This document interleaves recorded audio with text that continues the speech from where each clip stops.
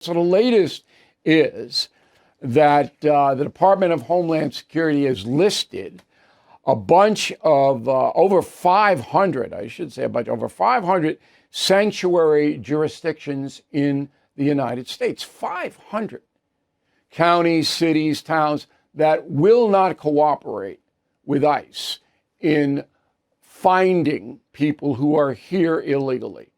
500. So the Department of Homeland Security put them on the net. And I'm going to just read some of the big ones, and said that, quote, each jurisdiction listed will receive formal notification of its noncompliance and all potential violation of federal criminal statutes. What that means is they may arrest some people and charge them with failing to uphold federal law or interfering with federal law. But even if they don't do that, Trump himself is going to deny federal funds to a lot of these places, federal law enforcement funds and others. That's what's going to happen. All right, so let's throw the list up for radio. I'll read it.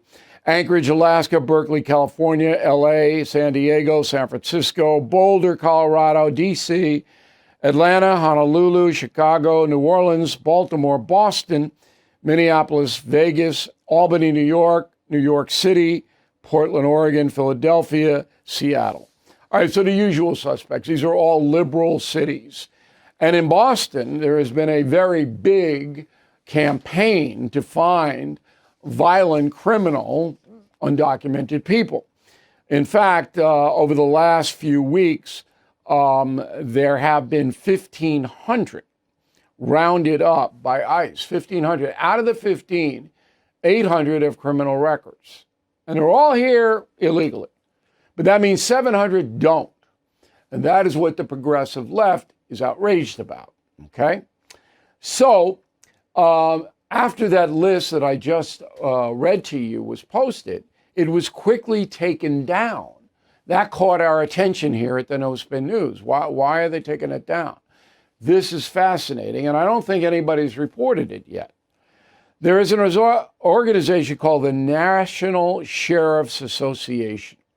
3,000 elected sheriffs across the country, the National Sheriff's Association. It objected to the federal government posting all of the jurisdictions, saying that the list was created without the sheriff's input and violates the core principles of trust, cooperation, and partnership with fellow law enforcement. I'm not sure really what that means. We're going to try to get somebody from the National Sheriffs in here on Thursday to explain it, okay? So we're gonna try to do that. The leader is Sheriff Kieran Donahue, but we'll see what we can do there. So anyway, the federal government said, oh, we don't want trouble with 3,000 sheriffs, most of whom are sympathetic to ICE. They're not sanctuary people. So it's a complicated story. Now, in Massachusetts, there has been the usual outcry from the progressive left, which controls the entire Commonwealth. In the sweep was an 18-year-old junior high school student, Milford High School, which is in the Worcester area, central Massachusetts. He was taken into custody because he was driving a car owned by his father, who is on ICE's list.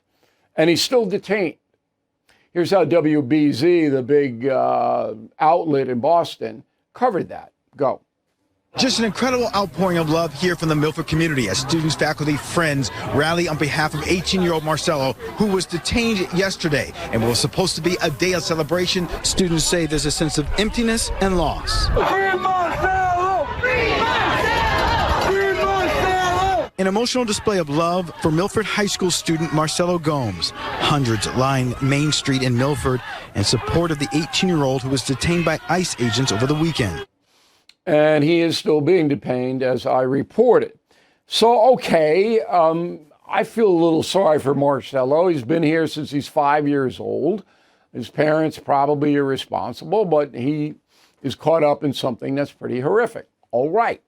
But that's the story in Massachusetts, not the 800 people living there who are criminals, foreign nationals. They ignore it. Here's what the Boston Globe said.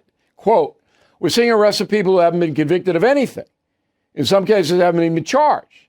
Seems the goal is not to make our communities safer, but rather to persuade everyone who's not a citizen, whether they're a service worker, student, or a university professor, or a tourist, to go away and never come back.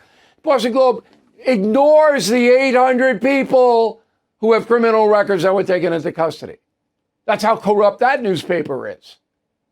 It's outrageous. All right? And then we have the governor of the state. I'm not going to even play her soundbite. Maura Healey, I was going to play it, but it's the same old thing. You know? Oh, we don't want lawbreakers, but we got They don't want ICE. They didn't cooperate on this. They've never cooperated. They're okay with 800 violent people in the state illegally. That's the truth. I love Massachusetts. Boston is my second home. I was educated there, worked local news there. This is insane. Yet the people of the Commonwealth elect these nitwits. All right, so summing this memo up. If I'm President Trump, I cut off almost all aid to the city of Boston. Like that. It's over. You're not getting anything until you cooperate with ICE. That's it. That's what I do. And you see, I'm more militant on this than Trump. But you got to send a message. This is enough. Enough. The whole world is laughing at us. Thank you for watching. Make sure you subscribe to my YouTube channel and follow me on X. Look for @Bill O'Reilly.